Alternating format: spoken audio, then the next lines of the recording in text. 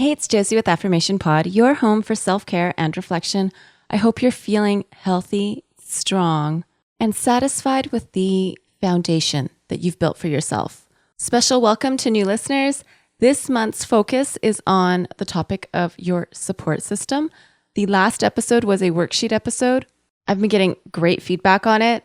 A lot of you are mentioning that you've moved around a lot and your inner circle and your outer circle has changed as a result. Christina in the Facebook group mentioned that filling out the support system worksheet was very eye-opening. And thank you, Christina, for sharing that. If anyone wants to join the Facebook group, it's affirmationpod.com/Facebook. And I haven't mentioned it yet in the podcast, but I've been starting to do Facebook Lives in the private Facebook group. It's free. If you want to come on over, join in. It's affirmationpod.com/Facebook. Now, in the last episode, I shared my answers to the support system worksheet, and I gave 3 answers for who's in my inner circle of support, who's in my outer circle of support, who's in my no longer circle, and who's in my never or never again circle. By the way, you can get this free worksheet and fill it out yourself too. Affirmationpod.com/support is where you'd get it. Affirmationpod.com/support. But there's one person that I did not mention who is the most important person in my support system. It's me. I think we often underestimate the impact, the influence that we have on ourselves. And I've got 3 thoughts for you to consider and ponder. They work well with the acronym MAC, M-A-C. And the first point is messages. What messages do you tell yourself? A couple of episodes ago, I shared very fondly a lovely session of self-care that I would have at the gym where it wouldn't just be working out, but I would just have a mix, a nice blend of different self-care practices into that session at the gym. Well, at that same gym, there was one time where I was in the fitness studio. I had my step bench set up for a cardio workout. I was stretching and there was a lady, her bench was in front of me and just to the right of me. She was sitting, reading. She had her glasses on, and when the instructor was just about ready to start the class, she stood up, she went to her bag, she put her book down, she put her glasses down, and then I heard her say, "Oh, you're such an idiot." Basically what had happened was she had forgotten to bring her contact lenses so she was faced with the decision to wear the glasses, and they'd probably distract her during the class because she was afraid they'd fall off, or not wear the glasses and the instructor would be blurry and she might not be able to follow along as easily. I later got to know her, and she's a physician. She's actually a rheumatology subspecialist. She teaches at the university. She travels the world doing presentations. She's no idiot.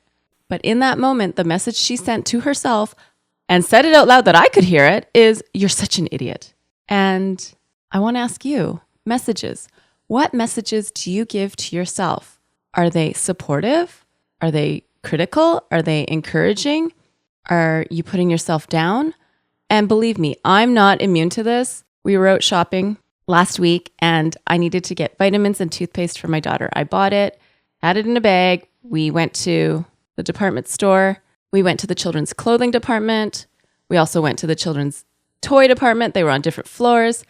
Anyways, when we left the department store, I realized I didn't have the bag with the toothpaste and the vitamins. My husband knows I get frustrated with myself when things like this happen. And he just said very calmly, "Let's just retrace your steps." And in my head, I'm going, I'm so dumb. I should not be given responsibility. I cannot even take care of a bag. Fortunately, we did find it. I had left it at the cashier counter and the cashier had put it aside for me. But I did later correct myself and think, okay, yeah, I was saying I'm so dumb. But what's more accurate is I feel dumb, but I'm not dumb. And this is a reminder that I can be more mindful of holding my bag when I'm out and about.